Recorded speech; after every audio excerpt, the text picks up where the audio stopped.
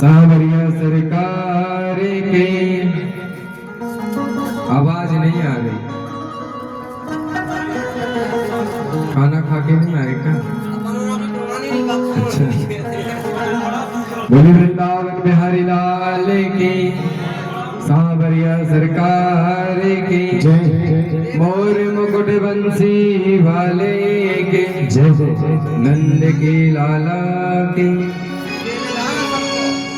ललित विलिंदित पीतांबरधारी कल्पतरु श्री कृष्ण भगवान की भांगमय मूर्ति श्रीमद् भागवत महापुराण आवाहित स्थापित पूजित ग्राम देवता, क्षेत्र देवता, नगर देवता, कथा प्रांगण पार आए हुए सभी श्रद्धालु भक्तगण, ध्वनि माध्यम से जहां तक जिनके कानों तक यह आवाज जा रही है, सभी से जय श्री राधे, जय श्री कृष्णा। कल कथा श्रवण कर रहे थे हम, याद है कौन से?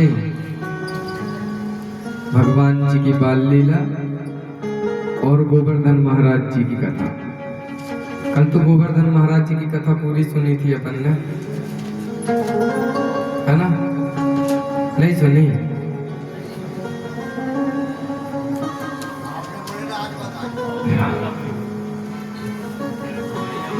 गोवर्धन लीला से पहले कथा आती मैया बंसी की कथा। ये जो सखियां हैं, इन्हें सबसे ज्यादा ईर्ष्या अगर अब हो रही है तो बंसी से हो रही है। क्यों? क्योंकि जब भी भगवान अपनी बंसी की तान छेड़ते ना, तो गोपियां जैसे ही भगवान मुरली बजाए, सारी गोपियां उस बंसी की धुन में खो जाया करते थे।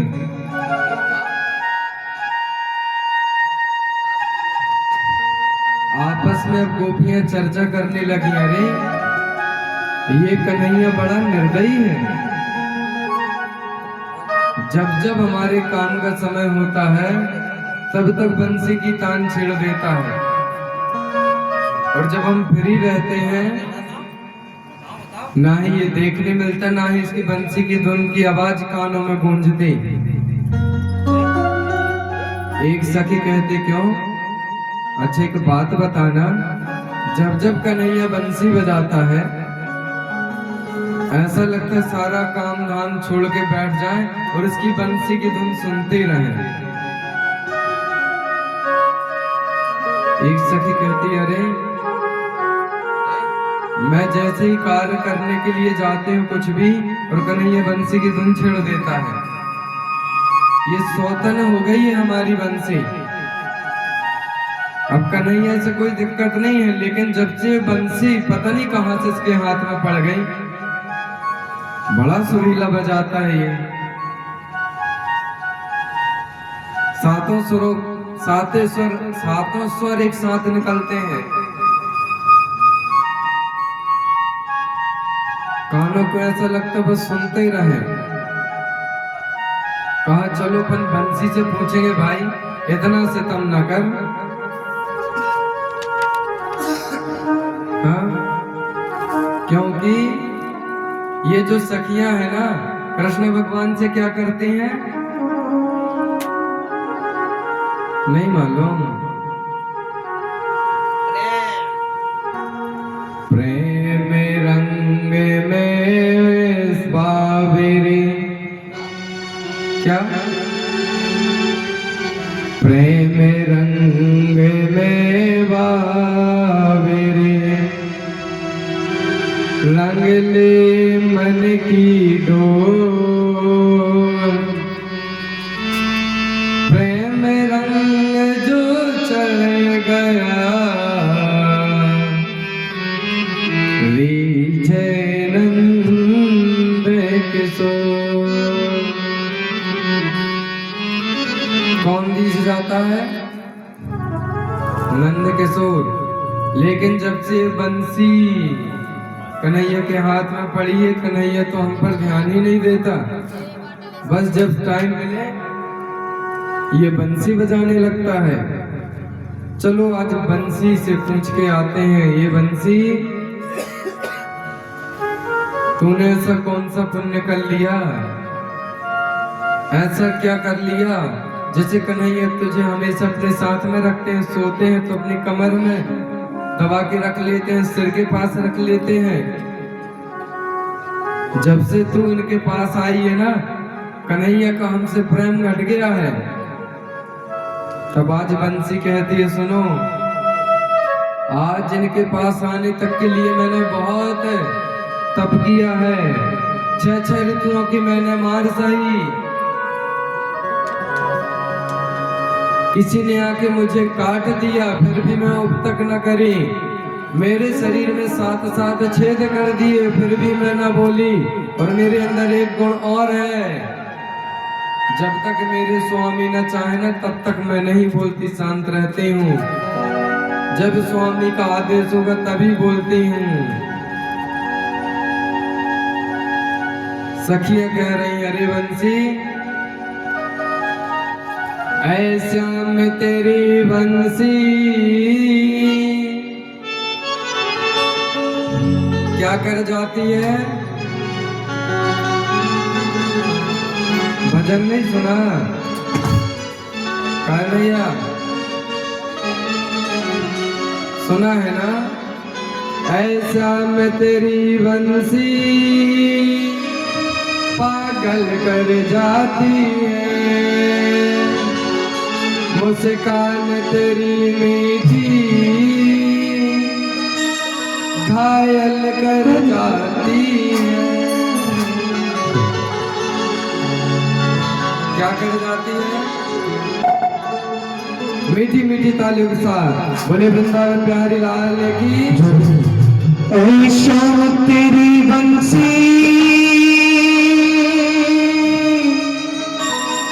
पागल कर जाती है,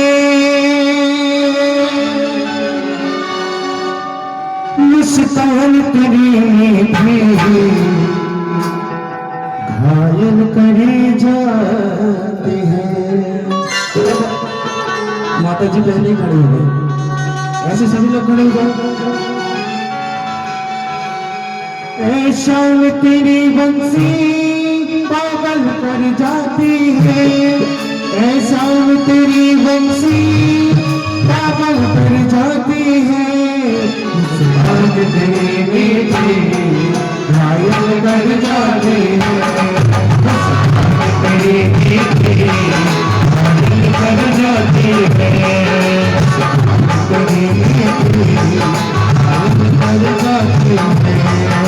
मुस्कान तेरी मीठी घायल कर जाती है। शाम तेरी बंसी बन जाती है, शाम तेरी बंसी बन जाती है, शाम तेरी बंसी बन जाती है, शाम तेरी बंसी बन जाती है।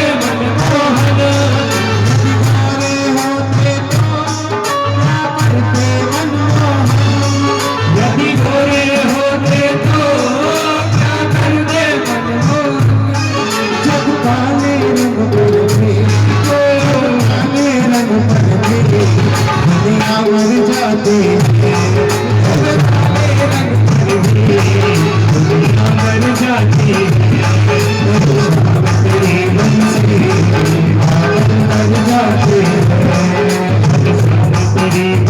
बंसी पागल कर जाती है पागल कर जाती है तेरी बंसी पागल कर जाती है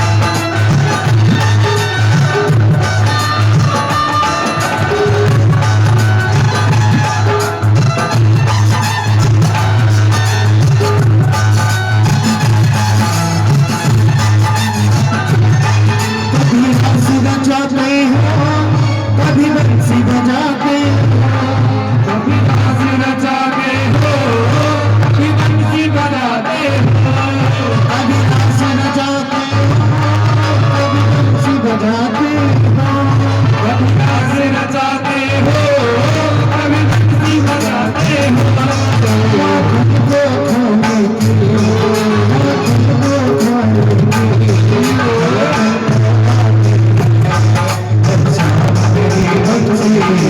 पागल कर जाती है तेरी बंसी पागल कर जाती है तेरी बंसी पागल कर जाती है तेरी बंसी पागल कर जाती है शाम तेरी बंसी पागल कर जाती है तेरी बंसी तेरी बंसी पागल कर जाती है तेरी बंसी पागल कर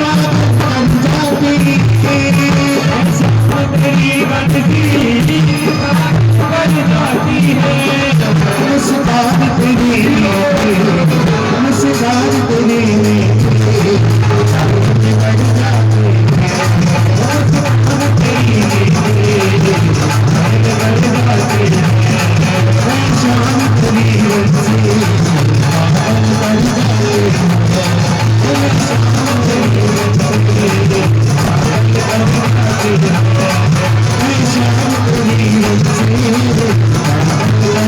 जाती है शाम तेरी बंसी पागल कर जाती मुझे बाके बिहारी लाल की गोपियां कह रही हैं ऐसा मैं तेरी बंसी पागल कर जाती है मुस्कान तेरी मीठी घायल कर जाती है गोपियां कह रही हैं सोने की होती तो सोने की होती तो क्या करती ये बंसी सोने की होती तो क्या करती है बंसी जब बांस की होकर इतना तड़पाती है तब आज बंसी कह रही है मेरा इस जन्म का पुण्य नहीं मेरा तो पूर्व जन्म का पुण्य है मैंने पूर्व जन्म में भगवान के लिए तपस्या की थी मालूम है बंसी कौन है जिसे कन्हैया हमेशा अपने पास रखते हैं इतना अधिक प्रेम करते हैं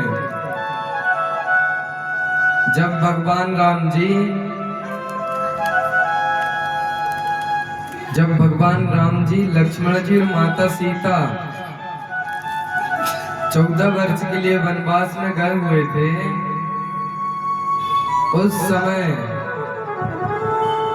राम भगवान जी को बहुत प्यास लगी हुई थी। पानी का कोई स्रोत दिख नहीं रहा था। उसी समय एक मोर आ गया।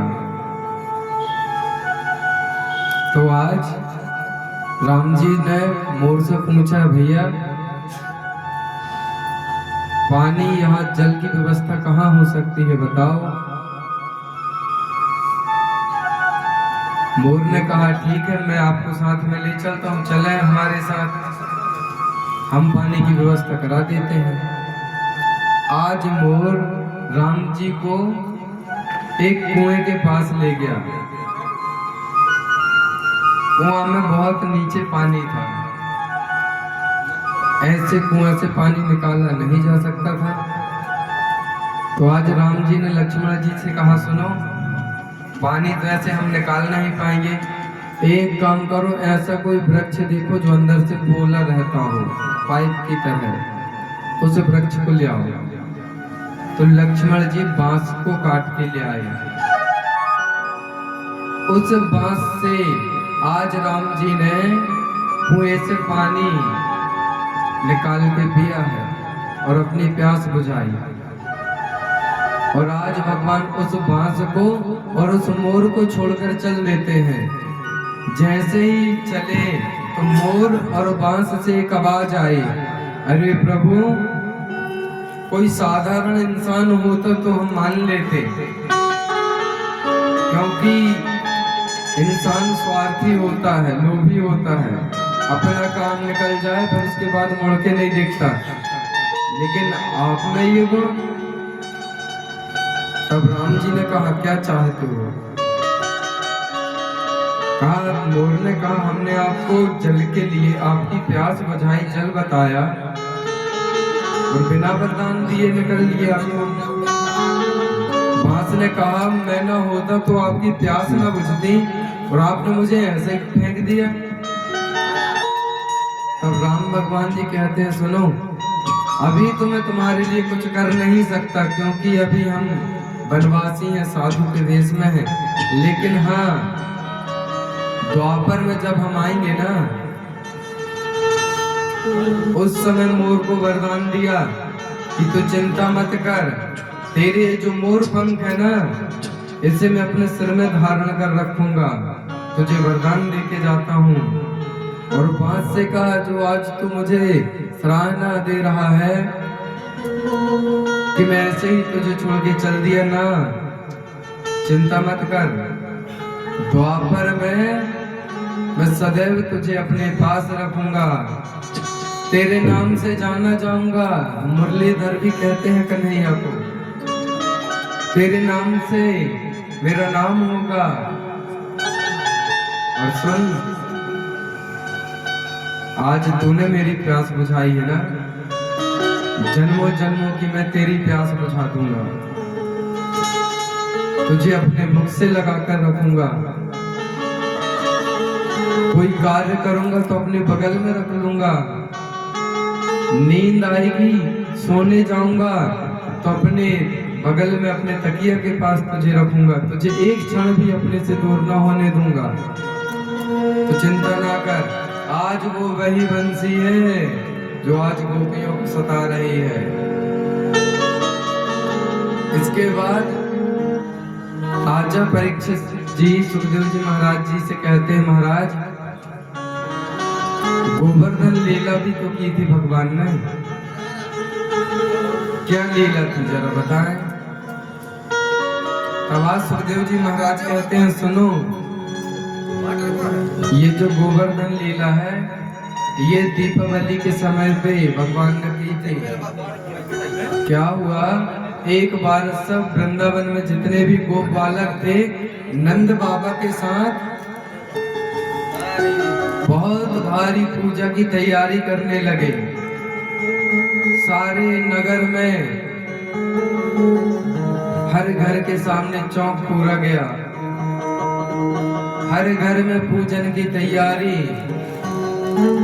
तो आज कन्हैया नंद बाबा से पूछते हैं, बाबा ये किसकी तैयारी कर रहे हो, किसकी पूजा करना है? तब आज नंद बाबा कहते हैं, बेटा ये तुझे नहीं पता, इंद्र हमारे भगवान हैं और हम इंद्र की पूजा करने के लिए उनकी तैयारी कर रहे हैं। इंद्र हमारे परमेश्वर हैं, भगवान हैं। तब आज कन्हैया ने कहा, ना बाबा, इंद्र भगवान नहीं है, वो देवताओं का देवता है और देवता भगवान नहीं होता। भगवान तो एक ही है। कौन? गोवर्धन नाथ। कहा, ये गोवर्धन नाथ कौन है? तब आज भगवान कहते हैं, गोवर्धन नाथ जी की 4 देवता 4 दिशा से रक्षा करते हैं, ऐसे भगवान है ये। सुनाया है पूर्व में जगन्नाथ जी भगवान, पूर्व से जगन्नाथ जी भगवान इनकी रक्षा करते हैं। दक्षिण में रामेश्वरम, दक्षिण दिशा से रामेश्वर जी का मंदिर है ना, वो इनकी रक्षा करते हैं। पश्चिम में द्वारिकानाथ, वो इनकी रक्षा करते हैं। और उत्तर में बद्रीनाथ। इन चारों देवताओं के बीच में आज हमारे गोवर्धन नाथ हैं। इनके ही अंश अवतार हैं ये चारों। हम गोवर्धन नाथ की पूजा करें, ना कि इंद्र की। नंद बाबा कहते हैं, बेटा अगर हमने इंद्र की पूजा ना की, हर साल करते हैं, और अगर इस साल ना किए तो इंद्र गुस्सा हो जाएगा, नाराज हो जाएगा। तब आज भगवान कहते, चिंता क्यों करते हो? गोवर्धन नाथ हमारी रक्षा करेंगे, तुम चिंता ना करो। और आज भगवान ने वह पूजा जो इंद्र की होनी थी, वह गोवर्धन नाथ जी की पूजा करा दी। नंद बाबा पूछते हैं, बेटा कैसे पूजा करें? कहा, इंद्र की कैसे करते हो? कहीं जल चढ़ाते हैं, कहीं इनको भी जल चढ़ाओ, नहलाओ। अब सब ग्वाल बाल यमुना जी से बाल्टी में जल ले लेके आ रहे, और इतने बड़े गोवर्धन नाथ का स्नान हो तो हो कैसे? नंद बाबा कहते, अरे बेटा ये तेरा गोवर्धन नाथ तो नहाता ही नहीं है, कहीं चिंता ना करो, वो खुद व्यवस्था करेंगे। तो आज गोवर्धन नाथ जी से सबने प्रार्थना करी कि आपकी अपने जल की व्यवस्था करो। तो गोवर्धन नाथ में मानसी गंगा है ना, तुरंत मानसी गंगा प्रकट हो गई। जैसे ही प्रकट हुई तो सब ग्वाल बाल नाचने लगे, कहे नदी आ गई, नदी आ गई, नदी आ गई। तब आज भगवान कहते हैं, नदी नहीं, ये हमारी माता गंगा है, मानसी गंगा। इसमें सबसे पहले भगवान को स्नान कराओ। स्नान कराने के बाद कहा क्या करें? कहा भोग लगाओ। कहीं तेरा गोवर्धन नाथ खाएगा? हाँ बाबा खाएगा, माखन मिश्री का भोग लगाओ। जैसे ही नंद बाबा ने माखन मिश्री का भोग लगाया ना, तो गोवर्धन नाथ से एक छवि बाहर आई, जो कि पूरी हमारी लल्ला की तरह लग रही थी। कहा, अरे लल्ला, गोवर्धन नाथ तो बिल्कुल तेरे जैसे लगते हैं। हाँ बाबा, मैंने इनकी पूजा शुरू की है ना, अब उनको कौन बताए कि जैसे तुम लल्ला समझ रहे हो, वो तो गोवर्धन नाथ है।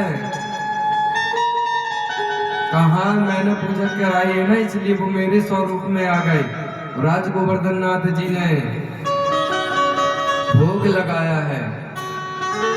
इधर नारद जी इंद्र के पास पहुंच गए। अरे इंद्र, तेरा भारी अपमान हो गया वृंदावन में। कहा क्या हुआ?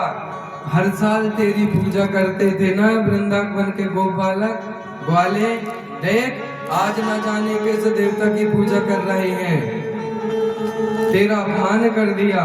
जो ही इंद्र ने यह बात सुनी, 12 मेघों को बुलाया, कहा सुनो, वृंदावन में मेरा अपमान हुआ है, जाओ वृंदावन में इतनी जल वर्षा करो कि पूरा वृंदावन डूब जाए। जैसे ही जल की बारिश 12 मेघों ने की, बादल गरजने लगे, बिजलियां कड़कने लगी। चारों तरफ से आवाज आने लगी,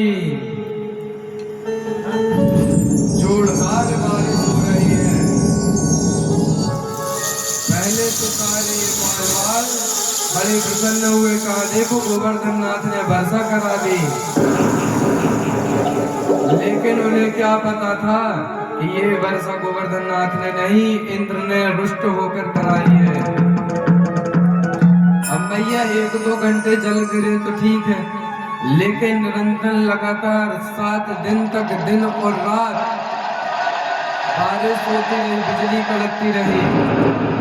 अब सारे ग्वालवाल घबरा गए, अरे लाला तूने ये क्या कर दिया, लगता है इंद्र नाराज हो गया है, अब हमें कौन बचाएगा। तब आज भगवान कहते सुनो, जिस देवता की हमने पूजा की उसी की शरण में चले। और आज सारे ग्वाल वालों को लेकर भगवान गोवर्धन नाथ जी के पास पहुंच गए और कहा सुनो गोवर्धन महाराज जी को उठा लो। कहा इतने बड़े महाराज उठ जाएंगे? हाँ, कहा तुम उठाओ तो। राज सारे ग्वाल वालों ने ताकत लगाई, उन्हें लगा हमने गोवर्धन नाथ जी को उठा लिया, लेकिन गोवर्धन नाथ जी को तो भगवान ने अपने अंगुष्ठ इस उंगली के नाखून में धारण कर रखा था। फूल से हल्के हो गए थे गोवर्धन नाथ जी।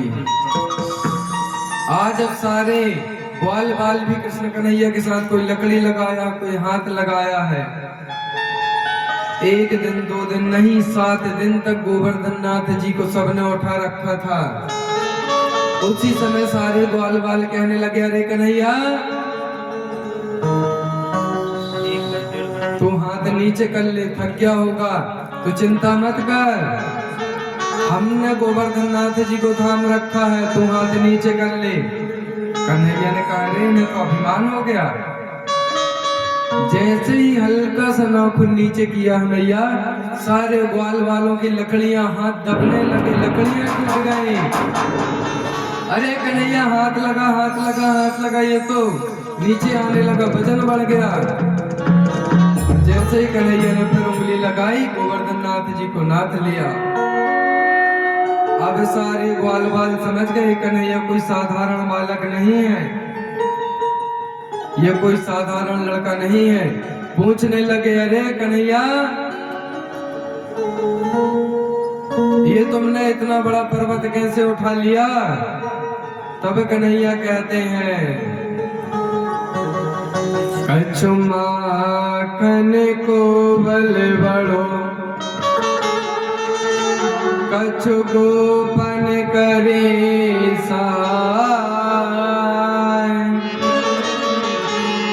श्री राधा जोगी कृपा से मैंने गिरवर लियो उठाए। क्या कह रहे कन्हैया? कछु माखन को बल बढ़ो, कछु गोपन करी सहाय श्री राधा जो की कृपा से मैंने गिरवर लिया उठाए। कौन है राधा जी तो कौन माखन?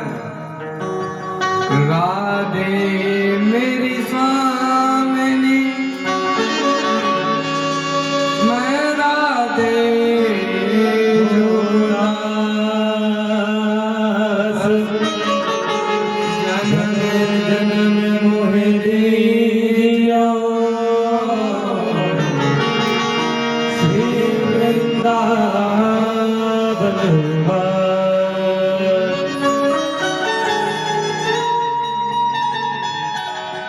कुछ माखन का बल बढ़ा, कुछ तुम गोपन करिए सहाय श्री राधा जो की कृपा से मैंने गिरवर लियो उठाए।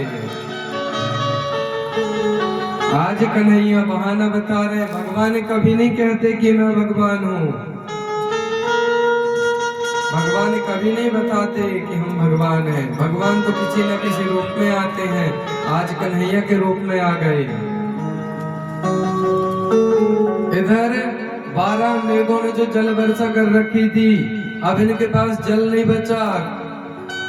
खाली हो गए 12 के 12 मेघ।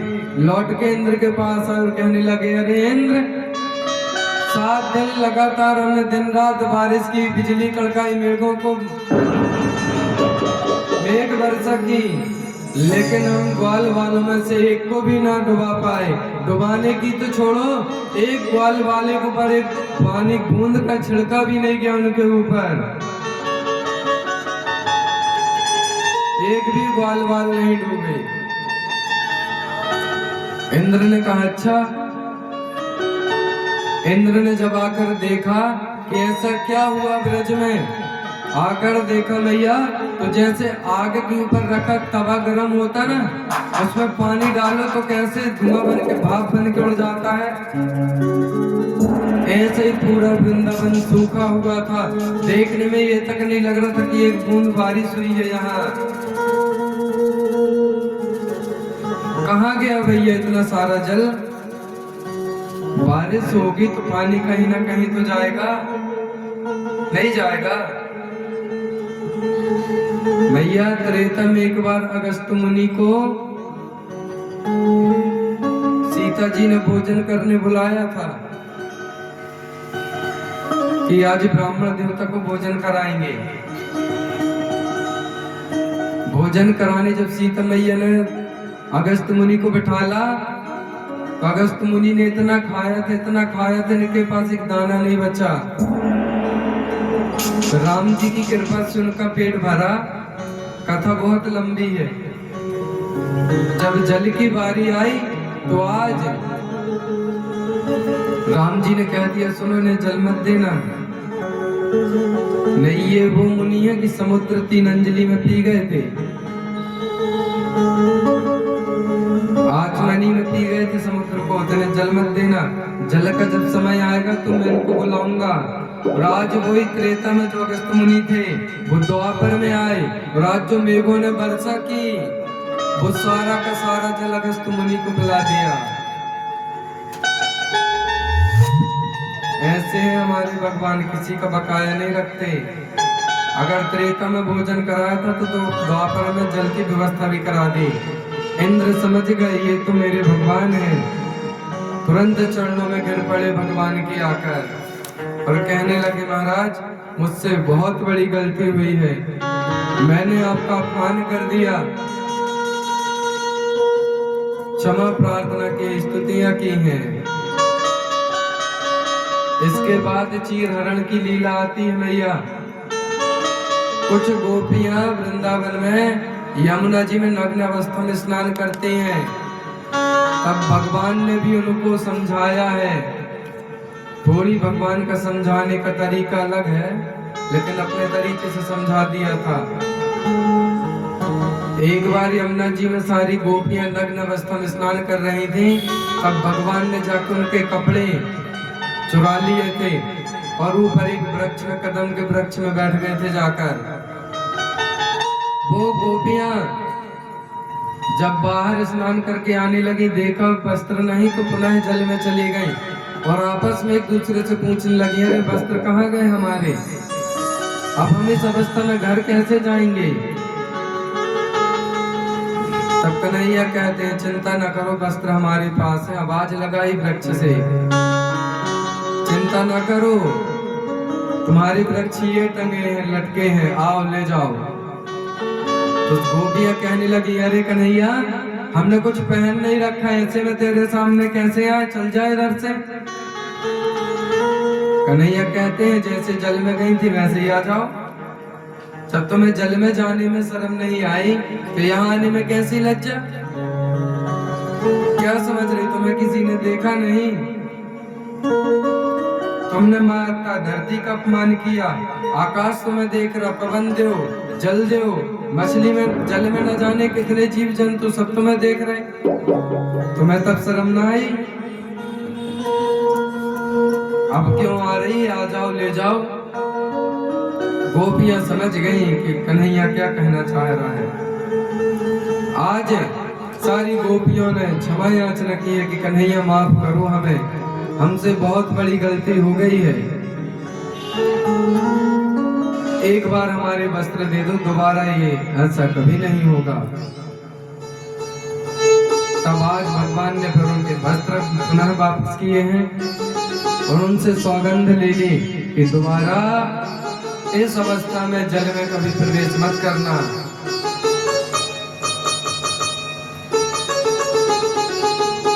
उस दिन से वो गोपियां कभी उस अवस्था में जल में प्रवेश नहीं करी।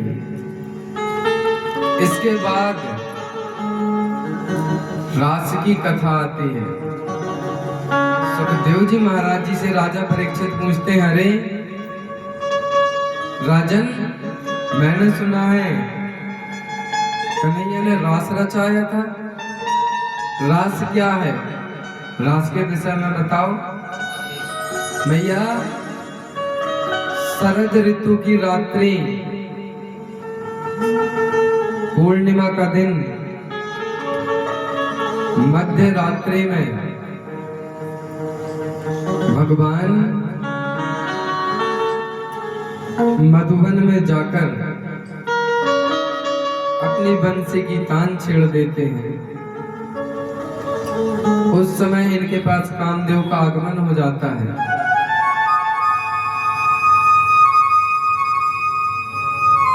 कामदेव कहता है, अरे कन्हैया, आज तो रास रचाने आया है ना, इससे पहले मेरे से युद्ध कर। कन्हैया ने कहा, कैसा युद्ध? तुझे एक बार तो भस्म कर दिया था ना शिव अवतार में, फिर आ गया। अरे उस समय तुम ध्यान में थे ना, इसलिए शिव जी पार्वती जी को गोद में बिठा कर रखे थे ना, उस समय कामदेव ने गलत दृष्टि डाल दी थी तो उनकी क्रोधाग्नि से भस्म हो गया था। आज वही कामदेव पुनः आया भगवान से युद्ध करने। कह रहा है कि उस समय तो आप ध्यान में थे, तपस्या कर रहे थे, इसलिए मैं कुछ कर नहीं पाया, लेकिन आज तुम बहुत सारी सखियों के साथ, गोपियों के साथ रास रचाओगे और मैं काम के बाण चलाऊंगा। अगर काम के बाण तुम पर असर कर गए तो आज से मैं भगवान कहलाऊंगा, और अगर निर्विकार रहे तो मैं तुम्हारी शरण में आ जाऊंगा। भगवान ने रास रचाया, कामदेव ने अपने काम के बाण चला, लेकिन भगवान पर असर नहीं किए। अब आज भगवान ने बड़ी सुरीली बंसी बजाई है। और ऐसे नहीं, आज तो सखियों का नाम ले रहे हैं, जिस भी सखी का नाम लेते ना, वो जैसे भी हो वैसे चली आती। अरे ललिता, ललिता अपने ससुर को भोजन परस रहे थे, जैसे ही सुना कि कन्हैया मुझे आज बुला रहे हैं, पहली बार अब बुलाना शुरू किया कन्हैया ने, ना कभी किसी गोपी को बुलाते नहीं थे। जैसे ही ललिता को आवाज लगाई, ससुर को खाना परस रहे थे दाल, जैसे ही सुनी आवाज भूल गई, सुध बुध खो गई, जो दाल थी चौल में डालनी थी आज वो ससुर के ऊपर से डालने लगी। ससुर ने आवाज लगाई, रे बहू क्या कर रही है ये? जैसे ही याद आया, अरे ये क्या कर दिया, अनर्थ हो गया, लेकिन फिर कहा, रे ललिता, अब जैसे ही पुनः आवाज सुनी, खाना पीना वही ससुर जी के पास रखा, कहा अब तो तुम खुद निकाल के खा लेना। और आज इसी अवस्था में ललिता घर से दौड़ लगा दी। एक विशाखा नाम की सखी श्रृंगार कर रही थी, अपने पति का आने का इंतजार कर रही थी। उसी समय आवाज लगाई, अरे विशाखा, भगवान तो सिर्फ बंसी बजा रहे थे, लेकिन जिसके कानों में ध्वनि जा रही थी उसे मानो ये लग रहा था कि मेरे को ही आज कन्हैया बुला रहा है। विशाखा श्रृंगार कर रही थी, जैसे ही आवाज सुनी, आंख का लगाने वाला काजल मुंह में लगा लिया। अच्छी गोरी थी लेकिन काजल लगाने से काली हो गई। मुंह में जो पाउडर लगाना था आंखों में लगा लिया। हाँ, अद्भुत श्रृंगार किया है, भूल गई कैसे तैयार होना और दौड़ लगा दी। एक सखी अपने पति के पैर दबा रही थी और जैसे ही आवाज लगा रही हो अनुराधा, जैसे ही आवाज सुनी अनुराधा ने तुरंत दौड़ लगाई। तो आज उसके पति ने हाथ पकड़ लिया, रे कहाँ जा रही इतनी रात में तू? आज अनुराधा कहती है, अरे छोड़ दो मुझे, मेरा कन्हैया मुझे बुला रहा है, मुझे आवाज लगा रहा है, मुझे जाने दो, मुझे छोड़ दो, ना करो, मुझे जाने दो। लेकिन आज उसके पति ने कहा, सुन, अगर घर से कदम बाहर रखी ना तो तेरे पैर काट लूंगा। अनुराधा कहती, अच्छा इस शरीर को रोक पाओगे ना तुम? मुझे तो नहीं रोक पाओगे। अरे बंसी ओ बंसी, इतना बता तूने कौन सा पुण्य किया है? कान्हा ने खुश होकर तुझको हाथों में थाम लिया है। बंसी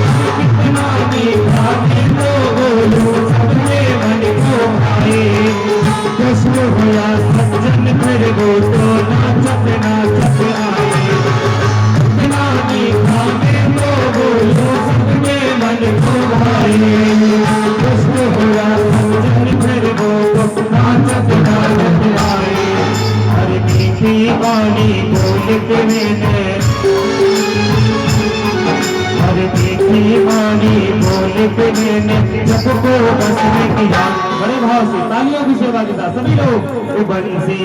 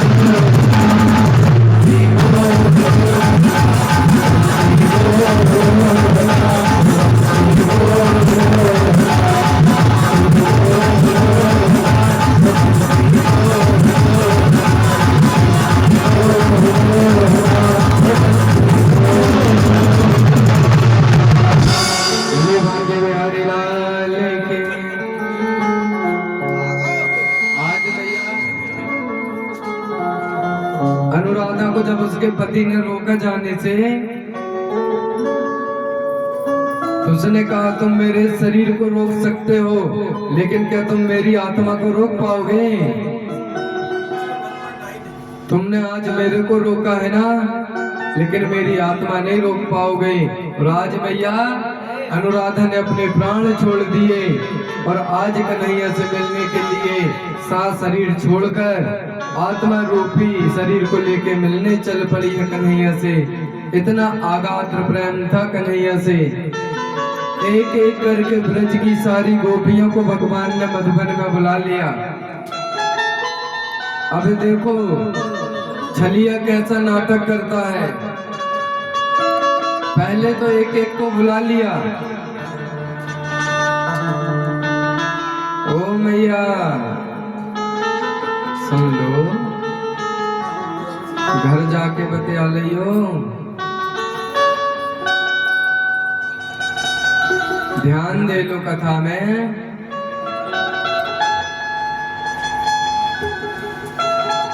नहीं मानो।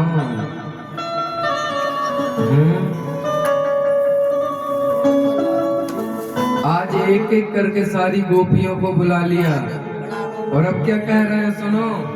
12 बजे रात्रि में सबको बुला के पूछ रहा, रे इतनी रात में तुम वन में क्या कर रही हो? स्त्री का अकेला वन में विचरण करना ठीक नहीं। पतिव्रता नारियां रात में अकेले घर से बाहर नहीं जाया करती। तुम कैसी नारी हो जो तुम चली आई? आज गोपियां कह रही, अरे कन्हैया तुमने ही तो बुलाया है ना, अगर तुम ना बुलाते तो हम ना आती। अरे कोई भी बुलाएगा तुम अपने घर से रात में चली आओगी क्या? तुम पतिव्रता नारी नहीं हो क्या? गोपियां कह रही है पतिव्रता नारी, कहा तुम फिर कैसे चली आई घर से? आज कन्हैया देखो पंडित बने हैं और आज गोपियों को ज्ञान दे रहे हैं। क्या ज्ञान दे रहे हैं सुनो।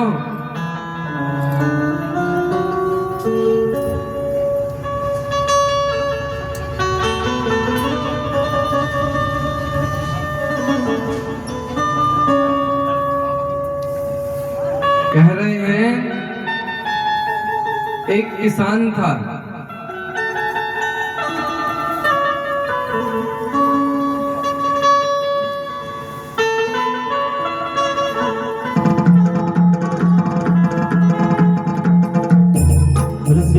हरिलाल की जय। कहने लगे कन्हैया सुनो। एक किसान था, भाई अपने खेत से मेहनत करके थक हार कर घर आया। सुन लो मैया,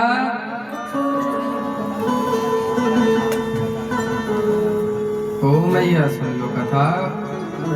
का इतना बतिया रहे हो? बात करना है वहां गेट के बाहर जाओ, डिस्टर्ब होता है कथा में। पंडित जी आज कन्हैया पंडित जी बने और गोपियों से कह रहे सुनो। एक किसान था, खेत में गर्मी में मेहनत करके थक हार कर दोपहर के समय घर आया।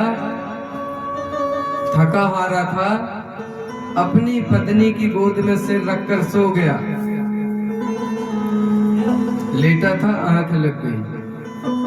उसी समय उसके आंगन में एक वेदी थी जिसमें आग जल रही थी। उस किसान का बेटा खेलते खेलते आंगन में गया, उस हवन वेदी के पास में चला जाता है। ये सारी चीजें उसकी पत्नी देख रही है कि मेरा बेटा आग के पास चला गया है और अगर मैं उठ के उसको नहीं बचाऊंगी तो आग में गिरकर जल जाएगा, मर जाएगा। और अगर मैं उठ के बचाती हूँ तो मेरे पति की नींद खुल जाएगी, और अगर नींद खुल गई तो पति व्रत जो है वो भंग हो जाएगा।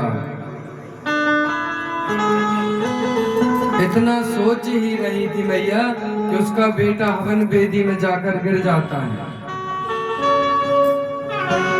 जैसे ही उसका बेटा हवन वेदी में गिरा मैया, उस माँ की आंख से आंसू आने लगे कि मैं अपने बेटे को बचा न सकी, अब तक तो जल गया होगा मेरा बेटा। आंख से आंसू बहने लगे। जब आंख से आंसू गिरे ना, तो उसका पति उसकी गोद में सिर रखकर सो रहा था। जैसे ही आंख के आंसू उसके चेहरे पर, मुख पर पड़े, तुरंत नींद खुल गई। जैसे नींद खुली, देखा तो पत्नी रो रही थी। अरे देवी क्या हुआ? और जैसे ही देखा कि पति उठ गए हैं, हाय मेरा बेटा कह के दौड़ पड़ी अपने बेटे को उस भभकती हुई आग में बचाने के लिए। आज मेरा बेटा अब नहीं रहा, आज मेरा बेटा अग्नि में जल गया होगा। लेकिन मैया जब हवन वेदी के पास में जाके देखा ना, तो जो भभकते हुए अंगार थे ना, वो कमल की पंखुड़ियों के समान ठंडे पड़े हुए थे। ऐसा लग रहा था उसका बेटा आग में नहीं, फूलों में जाके गिर गया हो। और आज अग्निदेव उस बेटे को हाथ में गोद में लेकर प्रकट हो जाते हैं, कहते हैं देवी मेरा क्या सामर्थ्य कि मैं तेरे बेटे को जला सकूं। पतिव्रता नारी के पतिव्रत व्रत में इतना, तप में इतनी ताकत होती है कि मैं तुझे कोई नुकसान नहीं पहुंचा सकता। मेरी क्षमता नहीं कि मैं तेरे बेटे को जला दूं। राज अग्निदेव से बाहर निकल आया उसका बेटा आग से। कन्हैया कहते हैं ये पतिव्रत भंग, जो पतिव्रत है, पतिव्रता नारियों का इतना तप होता है, आग भी उसके बेटे को न जला पाई। और तुम आधी रात में पर पुरुष से मिलने चली आई। तो एक गोपी थी, वो कहने लगी अरे काना सुनो, ज्यादा ही पंडिताई बता रहे क्या? ऐसी 2-4-10 कहानी तो हम भी सुना देंगे। सुनो, एक नव जोड़े का विवाह हुआ, नई नई शादी हुई। अब गोपियां कन्हैया को कथा सुना रही हैं। कहती हैं नई नई जोड़े की शादी हुई, उस समय उसके पति को कहीं व्यापार करने के लिए बाहर जाना था। तो अपनी पत्नी से कहता है देवी मैं कुछ समय के लिए व्यापार करने के लिए विदेश जा रहा हूँ, तुम अपना ध्यान रखना। उसकी पत्नी कहती है स्वामी मैं तुम्हारे बिना कैसे रहूंगी। एक एक दिन अगर तुम 1 घंटे कहीं चले जाते हो ना, तो वो 1 घंटा सालों जैसे लगने लगता है। और तुम विदेश जाने की बात कर रहे हो ना स्वामी, मैं भी तुम्हारे साथ चलूंगी। आज वह कहता है कि ना, मैं तुम्हें ले जा नहीं सकता कहीं। पत्नी बहुत मनाती है, तब समझ गया कि ये मेरे बिना रहेगी नहीं, तो उसने एक माटी का पुतला बनाया अपना। कहा सुनो, जब भी तुम्हें बात करनी हो तो उसके सामने आकर बात कर लिया करना, भूख लगे तो यहाँ सामने बैठकर खा लिया करना, मैं जल्दी वापस आऊंगा। और आज पति अपनी पत्नी को घर में छोड़कर चला जाता है व्यापार करने के लिए। इधर ये पत्नी अब अपने माटी के पुतले से बात करती है, समझाती है, खाना सामने रखती है, फिर उनको खिला के खुद खाती है, पूजा करती है। एक दिन वह माटी के पुतले की पूजा कर रही थी, उसी समय उसका पति आ जाता है।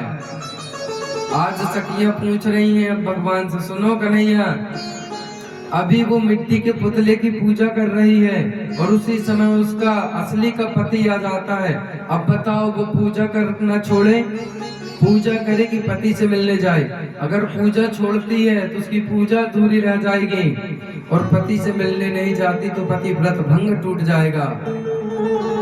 तब आज भगवान कहते हैं अरे इतना सरल जवाब, अभी तो वो मिट्टी के पुतले की पूजा कर रही थी ना, अब तो असली का पति आ गया है, उठो जाओ पति को मिलाओ। आज गोपियां कहती हैं कान्हा आज पहली बार तुमने सही उत्तर दिया है, न हमेशा घुमा फिरा के उत्तर देते हो। कन्हैया ने पूछा कैसे? कहा सुनो, अभी तक जो घर में पति हैं हमारे वो माटी के पुतले हैं। आज आप हमारे असली पति हमारे सामने खड़े हो। हमारा कोई पति व्रत भंग नहीं टूटा, आप ही हमारे पति परमेश्वर हो। वो तो माटी के पुतले थे। आज कन्हैया समझ गए कि ये ऐसे नहीं जाएगा, ऐसे घर नहीं जाएंगी। अनेक प्रकार से जाने के लिए भगवान ने कहा है, लेकिन गोपियां गई नहीं। कहने लगी कन्हैया अगर अब तुम हमें आधी रात को ऐसे घर भेजोगे तो हमारे पति हमें स्वीकार ना करेंगे, और अब हम तुम्हें छोड़ के जा भी नहीं सकते। अगर अब यहाँ से तुम भेजना चाहते हो तो हम अपने प्राण त्याग देंगे। भैया आज वो गोपियां भगवान से दूर होने के लिए, भगवान बार बार कहते हैं चले जाओ, लेकिन गोपियां आग्रह कर रही कन्हैया हम तुम्हें छोड़ के नहीं जाएंगे। तब आज भगवान समझ गए कि गोपियां जाएंगे नहीं। तब आज भगवान ने रास रचाया है। कैसे? अभी भगवान 7 वर्ष की आयु है भगवान की, और कथा बताती है कि 11 वर्ष से लेके 80 वर्ष तक की माताएं रास में आई थी। रास को हम कितने गंदे तरीके से वर्णन करते हैं, कहते हैं ना बड़ा रास रचा रहा है। अरे पहले रास को समझो तो रास है क्या? रास में जो गोपियां आई हैं वो जीव हैं, कन्हैया ईश्वर है। आज जीव का और ईश्वर का मिलन होना है। और हम कितने गंदे तरीके से रास को बताते हैं। हाँ? भगवान ने, अगर भगवान को छलिया कहा जाता है तो भगवान के छल को पहले देखो तो वो भगवान है। अगर तुम्हें भगवान की तरह अपने लड़के को बनाना है, कन्हैया की तरह, तो पहले कन्हैया की आदतें तो बता दो कि कन्हैया का स्वभाव कैसा है। तुम्हें जरा सा दुख हुआ नहीं कि भगवान को कोसने लगे। अरे भगवान ने जब इंसान का रूप धारण किया था तो क्या भगवान को दुख ना होता होगा? अरे जिसने जन्म लिया, प्रकट हुआ, प्रकट होते ही जिसकी माँ छिन गई उससे पूछो उसके अंदर क्या बीतती रही होगी कि वो यहाँ गोकुल वृंदावन में और उसकी माँ कारागृह में है। हाँ? तुम्हें तो बस पाने की इच्छा होती है, पाने की चाह होती है। कन्हैया ने देखो कितना दुख झेला है, कितना छोड़ा है। जन्म लेते ही माँ को छोड़ दिया। जिस माँ ने पाला उस माँ को छोड़ के मथुरा जाना पड़ा। लगा कि मथुरा में ठीक से रहूंगा। मथुरा में जरासंध ने युद्ध करना आरंभ कर दिया। बेचारे कन्हैया को मथुरा भी छोड़ के जाना पड़ा। सोचा द्वारिका में अलग दुनिया बना के रहूंगा, लेकिन दुनिया वालों ने उसे भी वहां ठीक से नहीं रहने दिया। भैया हम ऐसे हैं कि हम भगवान को भी, अगर भगवान भी आ जाए ना तो हम भगवान को भी अच्छे से न रहने दें।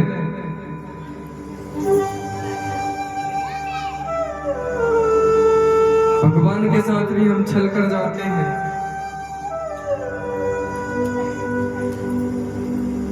भगवान की तरह अपने बच्चे को बनाना है तो भगवान जितना दुख सहना तो सिखाओ। माँ का दूध पीने से पहले कान्हा ने जहर पिया है, तुम पिला दोगे क्या अपने बच्चे को?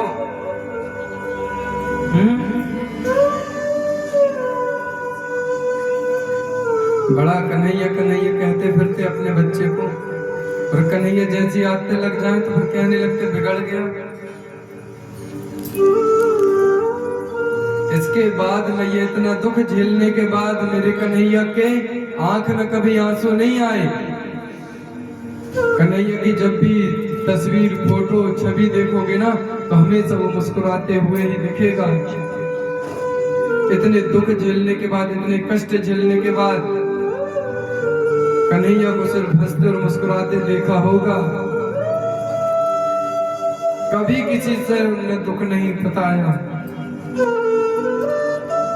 जैसे हमारे परिवार में अगर कोई बड़ा है, उसे अगर तकलीफ हो जाए तो बेचारा किसी से कह नहीं पाता, जानता है मजाक बना दिया जाएगा, क्या पीड़ा है हमें। ऐसे कन्हैया किससे बताएं कि हम कितने पीड़ित हैं। इधर गोपियां भगवान से कह रही हैं, कन्हैया हम तुम्हें छोड़ के नहीं जा सकते। तो भगवान ने कहा, रे मैं तो मजाक कर रहा था, कौन कह रहा है छोड़ के जाओ। चलो रास रचाते हैं। और भगवान बीच में खड़े हो गए, बंसी की धुन छेड़ दी।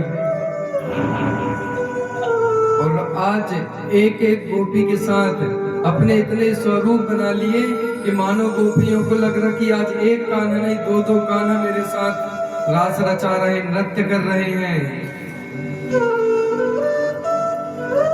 सारी गोपियां भगवान के साथ नृत्य कर रही हैं।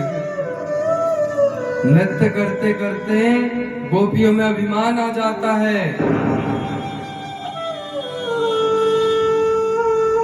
कि कन्हैया मुझसे अधिक प्रेम करता है, मेरे साथ पहले नृत्य कर रहा। दिख नहीं रहा था कि और भी लोग, और भी गोपियों के साथ कन्हैया है। सबको सिर्फ ये लग रहा था सिर्फ मेरे साथ कन्हैया नृत्य कर रहा है, पहले मुझे चुना। जब ये अभिमान आया तो कन्हैया ने कहा, रे गोपियों को तो अभिमान आ गया, और जहां अभिमान हो वहां मैं ठहर नहीं सकता। तो आज कन्हैया सिर्फ राधा रानी के पास चले गए और राधा रानी के पास जाकर नृत्य करने लगे। तो गोपियों को अभिमान था, राधा रानी को मान हो गया। दोनों में अंतर है, अभिमान और मान में। इन्हें अभिमान हो गया कि मेरे साथ नृत्य कर रहा, और मानिए कि इन सबको छोड़ के कन्हैया मेरे पास आ गया। मेरा मान रख लिया कन्हैया ने। कन्हैया ने देखा, रे ये तो गोपियों की तरह है, ये भी, इसे भी अभिमान हो गया। तब आज कन्हैया थोड़ी देर तो रहे इनके पास, लेकिन अपने आप को वहां से अदृश्य कर लिया। गए कहीं नहीं थे, नृत्य करते करते अपना पल्लू ऊपर नीचे कर लिया था। और जैसे ही कन्हैया वहां से अदृश्य हुए मैया, गोपियां तड़फड़ा गईं,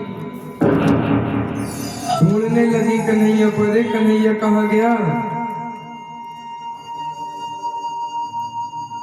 एक दूसरे से पूछने लगे, अरे तुमने मेरे कान्हा को देखा? अभी अभी तो यही था ना, मेरे साथ नृत्य कर रहा था। हर एक गोपी एक दूसरे से पूछ रही है, अरे तुमने मेरे कान्हा को देखा है क्या? अभी तो मेरे साथ नृत्य कर रहा था, अभी मेरा हाथ पकड़े हुए था कन्हैया, मेरी कलाई पकड़े हुए था, ना जाने कहां चला गया। एक गोपी कहती है, अरे वो राधा के पास होगा, राधा के पास चलो, क्योंकि कन्हैया राधा के बिना रह नहीं सकता। राधा से पूछते हैं, इधर राधा जी को मान हो गया था तो कन्हैया राधा के पास से भी अदृश्य हो गए। राधा रानी एक स्थान में बैठ के रो रही हैं, भैया कहाँ चले गए तुम? गोपियों ने आके पूछा, राधा तुमने हमारे कन्हैया को देखा है क्या? राधा कहती है, तुम्हारा कब से हो गया वो तो हमारा कन्हैया है। सारी गोपियां कहती है, नहीं वो हमारा कन्हैया है, वो हमारे यहाँ माखन खाने आया करता था, हमारे बेटे के साथ ज्यादा खेलता था। सारी गोपियां एक दूसरे को कह रही है, अरे वो मेरा कान्हा है, वो मेरा कान्हा है। राधा रानी की आंख से झरझर आंसू बह रहे हैं, अरे लड़ो मत, वो हम सब का लाडला है, शुरू से छल करते आया है। आज आधी रात में हमें वन में बुलाकर न जाने कहां चला गया। राधा कहती है चलो कन्हैया को हम सब मिलके एक साथ ढूंढते हैं, ऐसे छोड़ के नहीं जा सकता वो हमें। आज वो गीत गा रही, राधा को ढूंढ रही हैं, राधा कन्हैया को ढूंढ रही हैं।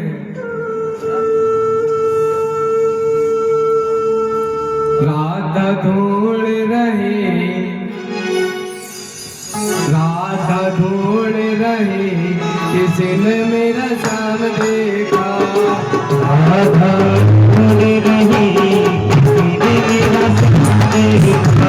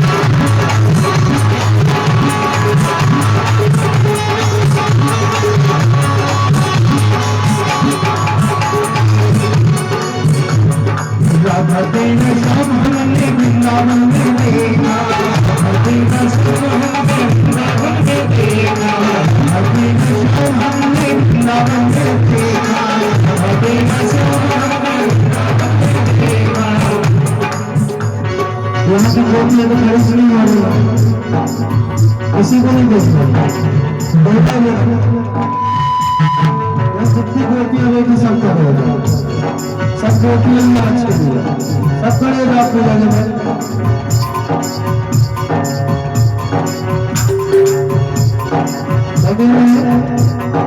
राधा तेरा श्याम हमने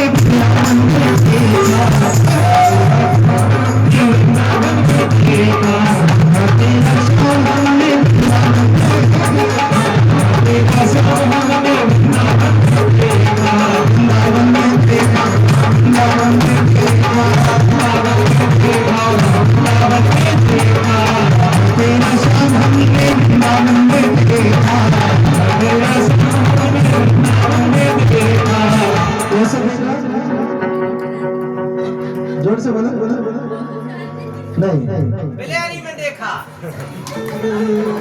रास रचाते हूँ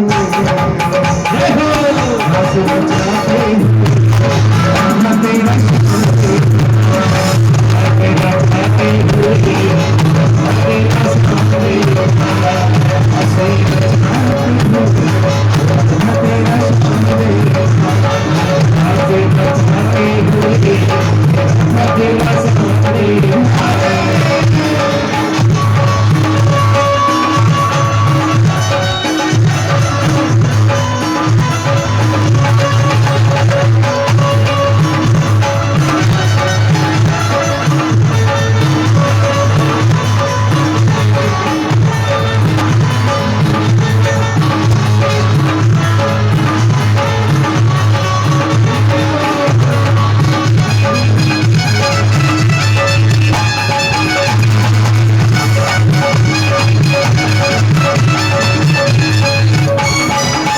तेरा शाम हमने जितना में देखा, तेरा शाम हमने जितना में देखा, तेरा शाम हमने जितना में देखा, तेरा शाम हमने जितना में देखा।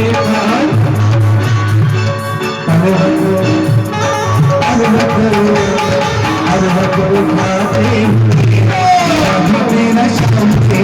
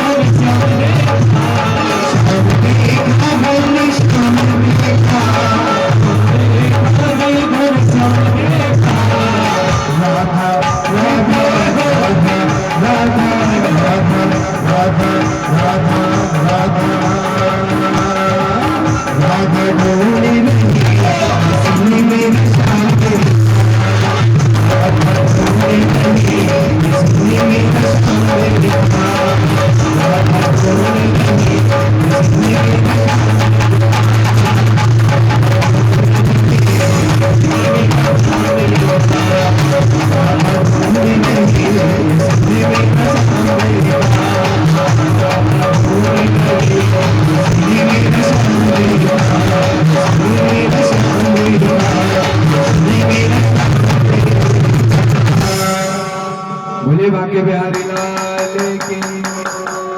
राधा दौड़ रहे किसी ने मेरा शाम देखा। क्या राधा किसे ढूंढ रही है? ओ मैया, राधा किसे ढूंढ रही हैं? अपने श्याम को। तुम किसे ढूंढ रही हो? मोती चूर के लड्डू कथा के बाद मिलेंगे। अब तो संक्रांति भी आ रही है ना, लड्डू की तैयारी तो हो गई होगी कि कथा में व्यस्त हो। हाय मैया, तुम किसे ढूंढ रही हो? संक्रांति में कहाँ जाना है? वो नया स्थान है ना?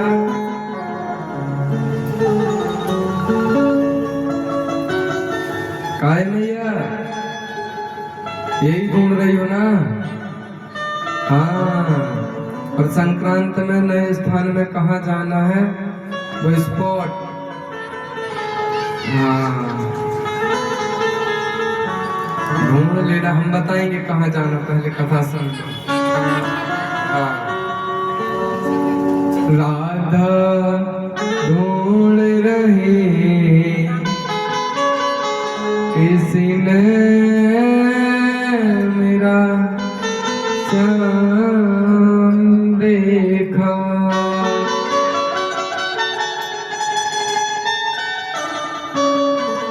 तब कभी पेड़ से पूछती, कभी पत्ते से, कभी पत्थर से, कोई कुछ जवाब देता, कोई कुछ। राधा तेरा श्याम हमने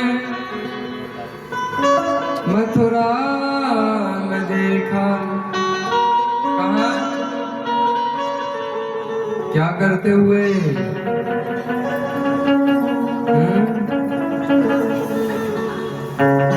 बंसी बजाते हुए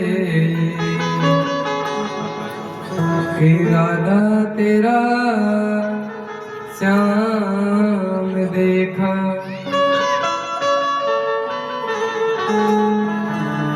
ढूंढते ढूंढते मैया 12 बजे से प्रातः के 4 बज गए, हमारे कन्हैया मिले नहीं। जब कन्हैया नहीं मिले, ओ मैया बैठ जाओ भाई, पाँव पल रही हो। अब अगले साल हम दूसरी कथा कह रही, अब पुराने याद हो गई ना सबके, गरुड़ पुराण कर भी अब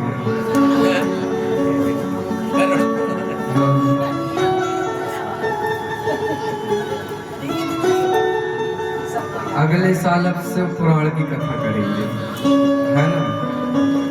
जा तो मन लगा कर सुन लो। टीका चंदन,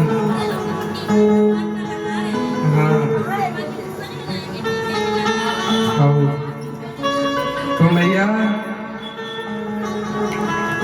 सारी गोपियां सारी रात कन्हैया को ढूंढती रही, कोई मिला नहीं, राधा कन्हैया मिला नहीं। तब आज ढूंढते ढूंढते रात्रि में 12 से प्रातः के 4 बज गए। जब कन्हैया नहीं मिला तो गोपियों ने दृढ़ संकल्प कर लिया कि अब हम अपने प्राणों को त्याग देंगे। क्यों? क्योंकि अभी कुछ ही समय के बाद सूर्य उदय हो जाएगा, किरणें निकल आएंगी। सूर्य की किरण निकलने से पहले कन्हैया हम अपने प्राणों को त्याग देंगे।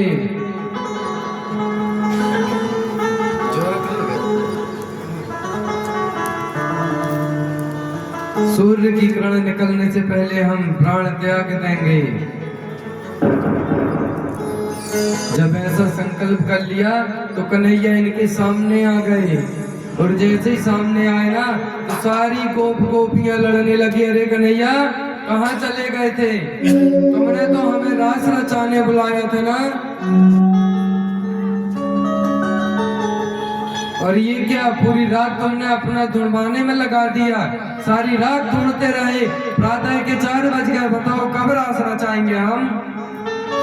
घर जाने का समय आ गया, तुमने तो सारी रात खराब कर दी कन्हैया। ठीक नहीं किया तुमने। तब आज कन्हैया कहते, अरे चिंता ना करो, अभी 4 ही बजा है ना। तुमने 1 रात की बात कही ना, जाओ तुम्हें 6 महीने की रात करके देता हूँ। भैया जब रास रचाया प्रातः में भगवान ने ना, तो 1-2 दिन की रात नहीं, 6 महीने की रात कर दी थी कन्हैया ने। कि तुम 1-2 दिन की रात बोल रही हो, हम तुम्हें 6 महीने की रात देंगे।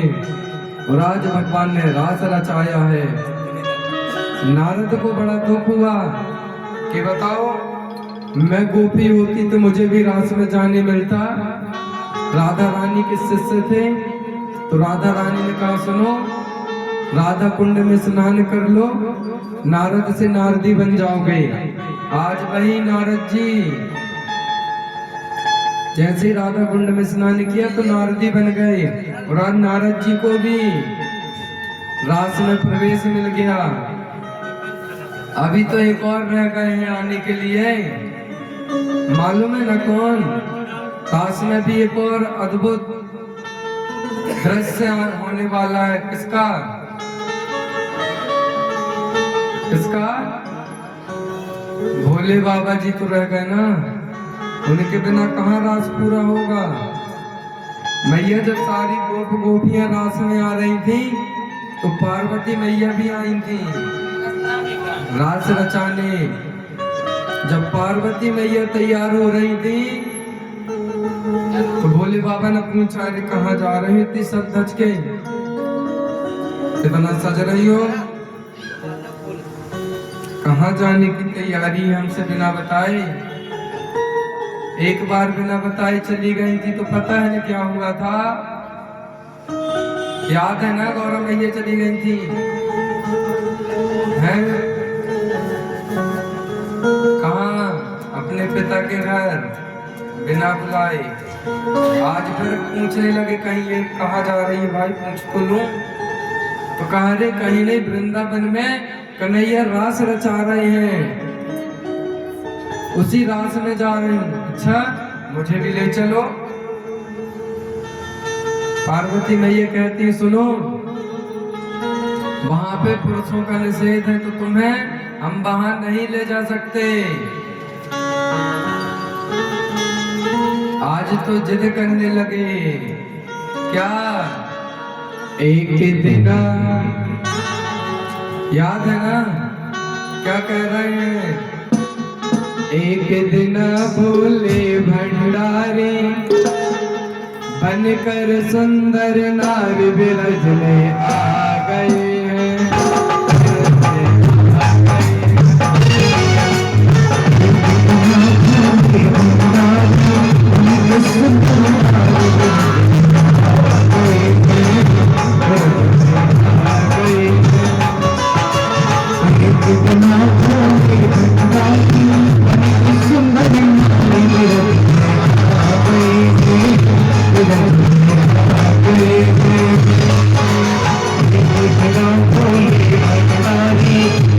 सुंदर नारी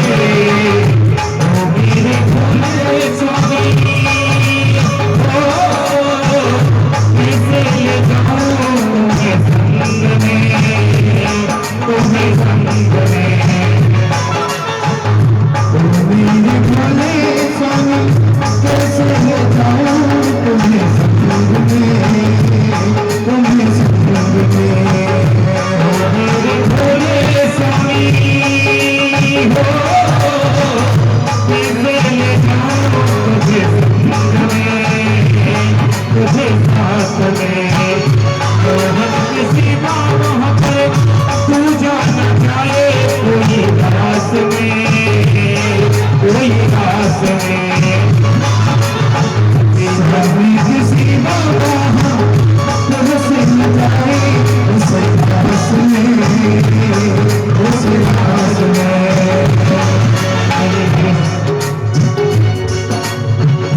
करेगी मदीना करेगी मदीना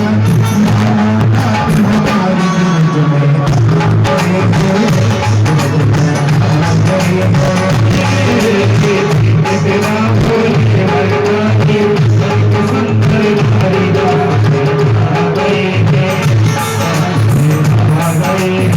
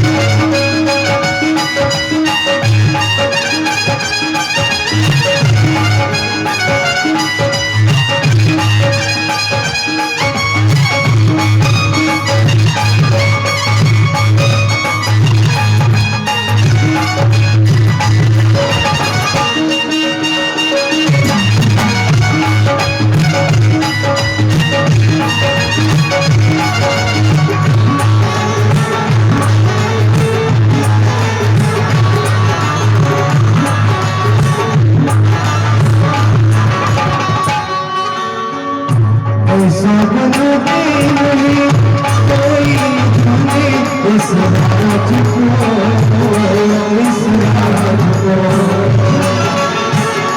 ऐसा बना दो मुझे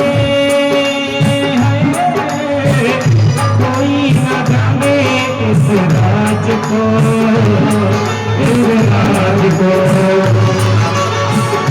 मैं हूँ सहेली तेरी ऐसा बताना इस राज को इस राज को सहेली तेरी ऐसा बताना इस राज को इस राज को बना कुचूड़ा पहन साड़ी चूड़ा पहन के साड़ी बना कुचूड़ा पहन साड़ी बना कुचूड़ा पहन साड़ी चाल चले पटनाई मेरा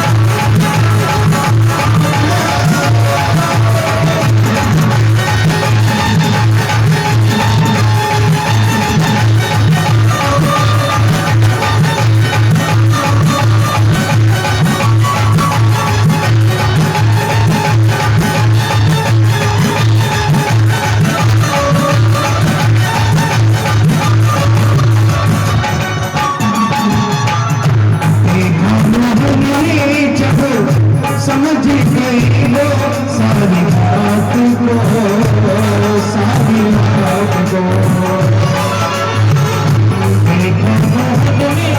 जब समझ गए हो सारी बात को सारी बात को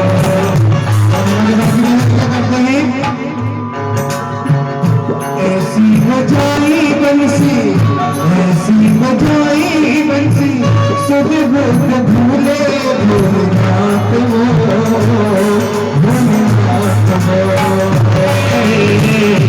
ऐसी बजाई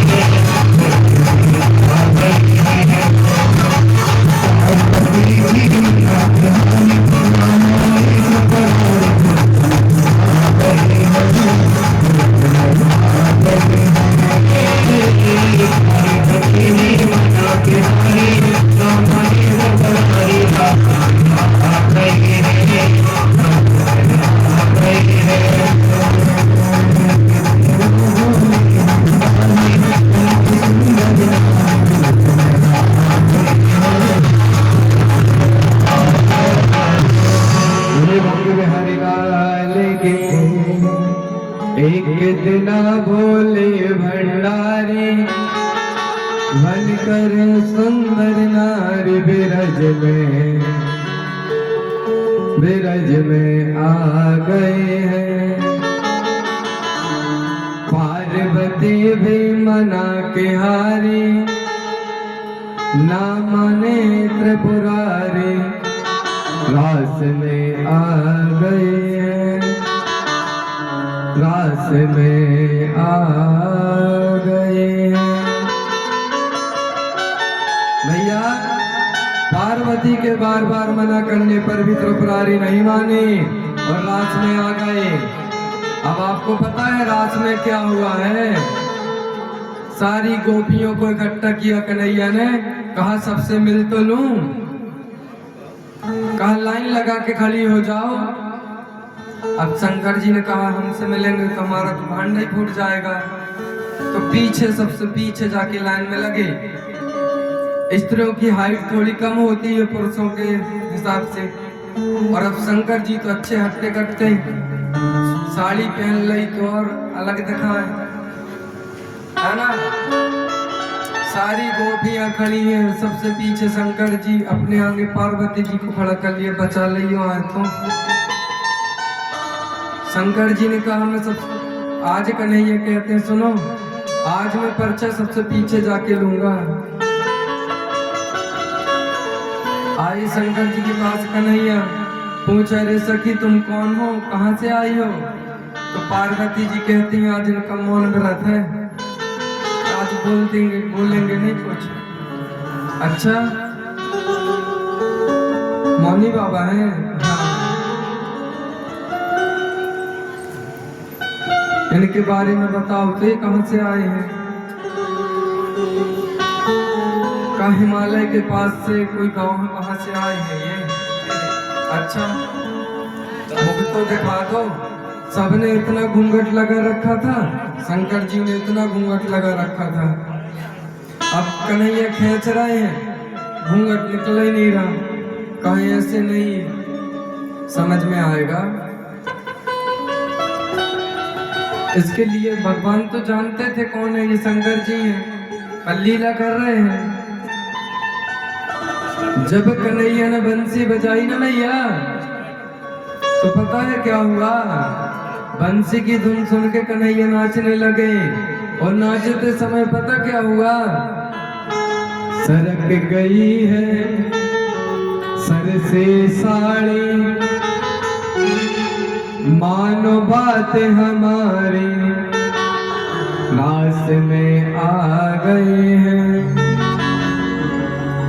भैया जब बंसी बजी ना, तो कन्हैया ने अपना नृत्य, शंकर जी ने अपना नृत्य शुरू कर दिया। और शंकर जी का नृत्य पता है कैसा है? क्या करते हैं?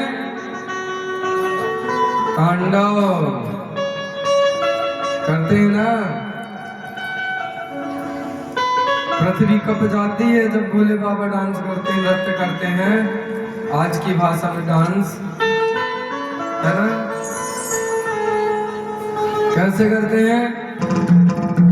जटाट भी लज्जल प्रवाह पावित स्थले, कले विलंब लंबितं भुजंग तुंग मालिकं, डमड्डमड्डमड्डमत्निनाद भट्टमर्वयं, चकार चंद्र तांडवं तनोतु नासिवासिवं, जटा कथा समग्रमं प्रेमं लिलिप्य निर्जरि, विलोल वीचि वल्लरि विराजमान मूर्धनि,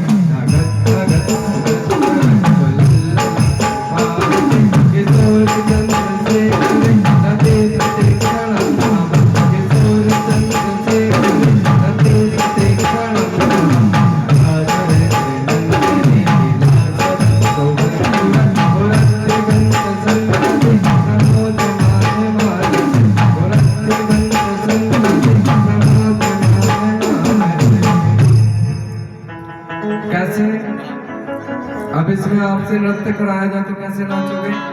अभी तो हमने बहुत धीरे गाया, और फास्ट चाहिए, है ना।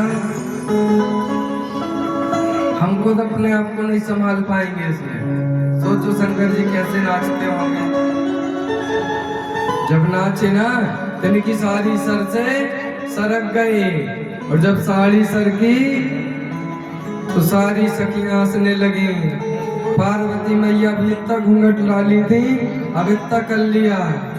अभी शंकर जी का इतना था, उनका यहाँ चला गया, और पार्वती जी का यहाँ था, उनका यहाँ आ गया। कहीं पकड़ गए हम तो। हमने पहले ही कही थी ना, चलो बेइज्जती करा गई है। क्या कहेंगे लोग? पार्वती जी के पति परमेश्वर साड़ी पहन के आए हैं, हाँ? पर हमारे कन्हैया तो अद्भुत है, जैसा आ जाए वैसे ही स्वीकार है। जब भोले बाबा नाच रहे थे तो कन्हैया खड़े खड़े मन में मुस्कुरा रहे थे, अब कर लो तुम्हें मचा लो रास, हम तो देखने ही आए हैं। जब ये विचार कन्हैया के दिल में आया, भोले बाबा रुक गए, रे ये क्या, ये तो मैं ही रास रचाने लगा। और इसके बाद आज हर और हरि का मिलन हुआ है, और सारी गोपियों के साथ कन्हैया ने रास रचाया है। इसके बाद मैया कुछ समय बीता, कन्हैया ने आगे जाके शंख चूर्ण का वध किया। इसके बाद कंस कुछ दिन शांत रहा, तो नारद जी ने कहा, रे ये आगे लीला अगर नहीं करेगा तो कन्हैया मथुरा में आएंगे कैसे, देवकी वासुदेव को जेल से कैसे छुड़ाएंगे। तब आज नारद जी कंस के पास आते और कहते, अरे कंस तू कितना भोला है रे, तेरा काल देख वृंदावन में पल रहा है और तू यहाँ शांति से बैठा है। कंस कहते हैं तो क्या करूं बता। नारद जी कहते हैं, सुनो तुम एक यज्ञ करो 5 दिन का, धनुष यज्ञ। अगर 5 दिन में धनुष नहीं टूटा तो फिर तुम्हें कोई नहीं मार सकता, तुम्हारे बचने के लिए उपाय है। और नारद जी जानते थे कि धनुष टूटना है। और सुनो, उसी धनुष यज्ञ में तुम कन्हैया को बुलवाओ और अपने पहलवानों से मरवा दो। आज कंस ने ऐसा ही किया, धनुष यज्ञ की तैयारी की, पर कन्हैया को वृंदावन से मथुरा लाए कौन? तब उनके चाचा अक्रूर जी को बुलाया, कहा सुनो अक्रूर जी, तुम कन्हैया को वृंदावन से नंद के लाला को मथुरा लेकर आओ, उसे हम राजा बनाएंगे। अक्रूर जी तो जानते थे कि ये कंस किस लिए बुलवा रहा है, मारने के लिए। अक्रूर जी ने मना कर दिया। तो कंस कहता, अगर तुम गए नहीं ना तो मैं तुम्हें यही जान से मार दूंगा। तो आज अक्रूर जी ने कहा, इसके हाथ, पापी के हाथ मारे जाने से अच्छा घर में कन्हैया के हाथ मारा जाऊं तो कम से कम मुक्ति तो मिल जाएगी। तो आज अक्रूर जी चले हैं। आज कंस ने अपना स्वर्ण रथ अक्रूर जी को दिया, कहा इसमें बिठाल के लाना। भैया बड़ी करुणामयी कथा है ये भागवत जी का हृदय है। जिसने इस कथा को सुन लिया ना, उसने मानो 7 दिन की कथा श्रवण कर ली। आज अक्रूर जी महाराज प्रातः में चले मथुरा से वृंदावन की तरफ। रास्ते में सोच रहे हैं कैसे लेके आऊंगा मैं। वो बालक क्या कन्हैया को आने देंगे, उसकी माँ क्या आने देगी। आते आते वृंदावन में शाम हो गई। कन्हैया आज जब अक्रूर जी महाराज वृंदावन में पहुंचे, नंद का महल का रास्ता पूछा, को बालकों ने बताया। जब अक्रूर जी महाराज नंद बाबा के यहाँ पहुंचे तो बड़ा स्वागत सत्कार किया गया। बैठाला भोजन की तैयारियां की। रात्रि के समय नंद बाबा ने अक्रूर जी से पूछा, अरे भैया अचानक आज आपका हमारे घर में आना कैसे हुआ? कहने से डर रहे हैं लेकिन फिर भी कहते हैं, अरे नंद बाबा तुम्हें मालूम है तुम्हारे लड़के का नाम ना चारों तरफ हो गया है।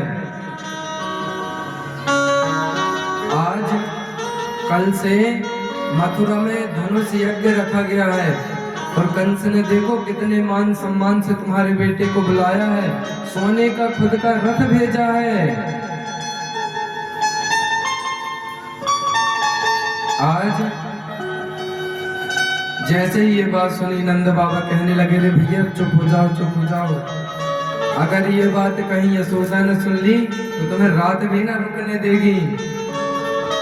और ये बात भैया यशोदा रानी, यशोदा माँ द्वार के पीछे खड़ी होकर सुन रही थी कि क्रूर जी किस उद्देश्य से यहाँ आए हैं। भाग खड़ी हुई सामने आकर, अरे कहने लगी ना, मैं अपने लाला को कभी ना भेजूंगी मथुरा। उस दुष्ट कंस ने मेरे बेटे को मरवाने के लिए ना जाने कितने प्रयत्न किए, कितने राक्षस भेजे, और जब नहीं मार सका तो मथुरा बुला रहा, मेरे बेटे को मथुरा बुला के मारेगा। आंख में आंसू आ गए यशोदा माँ के। कन्हैया ने कहा, माँ तू चिंता ना कर, मैं कल सुबह जाऊंगा ना तो परसों आ जाऊंगा। अगर किसी ने मान सम्मान से बुलाया तो उसका अपमान नहीं करना चाहिए, चाहे वो दुश्मन ही क्यों ना हो। तो बिल्कुल चिंता ना कर। माँ रो रही, बेटा मैं तेरे बिना एक पल भी नहीं रह सकती, और तू 2 दिन की बात कर रहा है। तुझे मालूम है जब तू गौएं चराने जाया करता था, मैं महल के छत में खड़े होकर बार बार तेरे रास्ता देखा करते थे, कब शाम और मेरा लाला मेरे पास आ जाए। बेटा जब तक मैं तुझे माखन मिश्री का भोग न लगा दूं तब तक मैं एक जल का बूंद भी नहीं पीती। तू बता तेरे बिना मैं 2 दिन कैसे रहूंगी। तू चला जाएगा तो मेरे तो प्राण निकल जाएंगे। आज कहता है कन्हैया, माँ चिंता मत कर, मैं कल प्रातः में जाऊंगा और 2 दिन में लौट के आ जाऊंगा। सारी रात माँ मना करती रही, कन्हैया समझाते रहे, समझाते समझाते प्रातः हो गए। माँ की आंख में आंसू हैं, आंख सूज गई, रोते रोते कि बेटा मत जा मुझे छोड़ के, क्योंकि कहीं ना कहीं माँ को ये लग रहा था कि ये आज अगर चला गया तो लौट कर वापस नहीं आएगा। माँ मना कर रही है, कन्हैया समझा रहे हैं। प्रातः हुई, अक्रूर जी महाराज से कन्हैया कहते हैं, सुनो ऐसे मेरी मैया मुझे जाने न देगी,